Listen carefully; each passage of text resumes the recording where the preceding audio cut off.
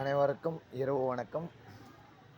இந்த பதிவில் நாம் காண இருப்பது தனுசு லக்னக்காரர்களை கோடீஸ்வரனாக்கும் கிரகம் எது அப்படின்னு பார்த்தீங்கன்னா, உங்களுக்கு சூரிய திசை மட்டும் வந்துடுச்சு அப்படின்னா உங்களை அது சாப்பாடு போடும், உட்கார வச்சு சாப்பாடு போடும். தந்தை மூலமாக உங்களுக்கு வருமானம், அது யாரானா இருக்கட்டும், பெரியவங்க, தந்தை இல்லைன்னா பெரியப்பா, ஏதோ ஒரு உறவு முறையில் உங்களுக்கு பெரியவங்க மூலிமா உங்களுக்கு எல்லாமே கிடைக்கும். திருமணம் ஆகட்டும், குழந்தை பேருவாகட்டும், எதுவாக இருந்தாலும் இந்த சூரிய திசை வந்து விட்டால் போதும். சூரியன் வந்து தன் சொந்த சாரத்தில் இருந்துவிட்டால் இன்னும் அதிகமாக இருக்கும், சரிங்களா?